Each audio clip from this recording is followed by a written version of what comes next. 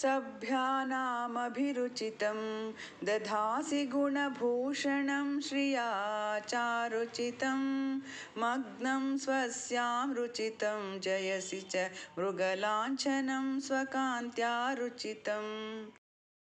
ಸಭ್ಯಾನಾಂ ಸಮವಸರಣ ಸಭೆಯಲ್ಲಿರುವ ಭವ್ಯಾತ್ಮರಿಗೆ ಅಭಿರುಚಿತಂ ಅಭೀಷ್ಟವಾದ ಕಾಂತಿಯಿಂದ ಶ್ರಿಯ ಅಂದರೆ ಕಾಂತಿಯಿಂದ ಚಾರುಚಿತಂ ಚಾರು ಮನೋಹರವಾಗಿ ಚಿತಂ ಉಪಚಿತವಾದ ಗುಣಭೂಷಣಂ ಗುಣವೆಂಬ ಆಭರಣವನ್ನು ದದಾಸಿ ಧರಿಸಿರುತ್ತೀರಿ ಸ್ವಕಾಂತ್ಯ ತನ್ನ ಕಾಂತಿಯಿಂದ ರುಚಿತಂ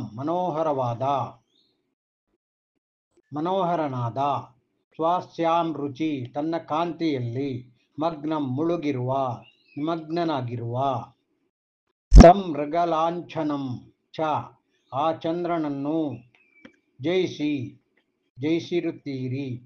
ಮಾ ಸ್ವಾಮಿ, ತಾವು ಸಮವಸರಣ ಸಭೆಯಲ್ಲಿರುವ ಭವ್ಯರಿಗೆ ಪ್ರಿಯಕರವು ಕೇವಲ ಜ್ಞಾನ ಮೊದಲಾದ ಸಂಪತ್ತಿನಿಂದ ಸಮೃದ್ಧಿಯನ್ನು ಹೊಂದಿದ್ದುದು ಭೂಷಣ ಪ್ರಾಯವೂ ಆದ ಗುಣಸಮೂಹವನ್ನು ಧರಿಸಿದವರಾಗಿದ್ದೀರಿ ಮತ್ತು ತಾವು ತಮ್ಮ ಪರಮ ಔದಾರಿಕ ದಿವ್ಯ ಶರೀರದ ಕಾಂತಿಯಿಂದ ಅದರಲ್ಲಿ ಪ್ರತಿಬಿಂಬಿತರೂ ಲೋಕಕ್ಕೆ ಪ್ರಿಯಕರರೂ ಆದ ಆ ಚಂದ್ರನನ್ನು ಮೀರಿಸಿರುವಿರೆಂದು ಭಾವವು.